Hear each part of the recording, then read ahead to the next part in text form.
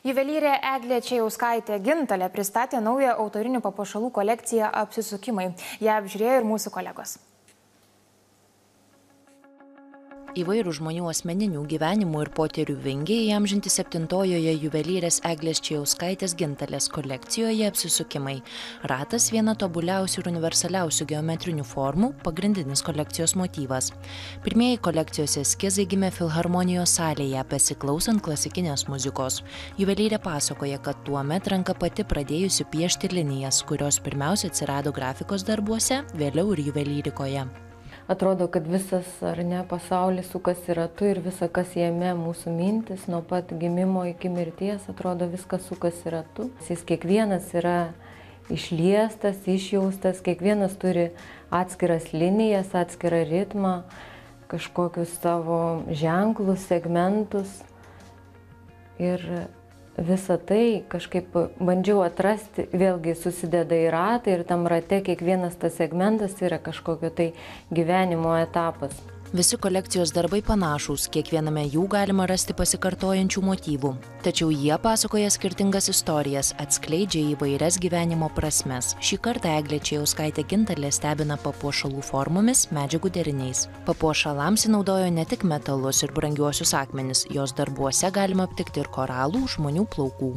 Pagrindinė medžiaga tai yra tikriausiai sidabras, yra naudojamas mamuto kaulas, kaip jau minėjau, plaukai, yra safyras, safyrai žalieji, yra koralai, norėjus kartais tų koralų tokios gyvybės, atrodo spalvos kažkur jinai, kad subtiliai prasiverštus, tas raudonas tarsi taškelių, tas ieškojimas tarsi ritmas. Du objektai būtent šioj parodoje yra genealoginis medis, tai paspausti skirtingo amžiaus žmonių, giminės plaukučiai, kas turi, aišku, išliekamąją vertę ir kartu jie susijungia į tokį vientisą, labai subtilų, sakyčiau, elegantišką ir tokią nuostabią spalvų gamą sudarydami, tarsi apjungia visą giminę. Juvelyrė pasakoja, kad šioje parodoje gausu jos pačios asmeninės patirties. Papuošaluose užfiksuoti menininkės atradimai ir atsakymai į įvairius filosofinius klausimus, su kuriais jis susidūrė dabartinėme asmeninio gyvenimo ir kūrybos etape. Šioje parodoje nebuvo noras kažko padaryti tokio, kažką labai nustebinti, bet buvo noras tiesiog savęs ieškojimas ir tam tikro etapo parodymas. Ta paroda tarsi meditatyvinė tokia muzika gavosi iš viso to.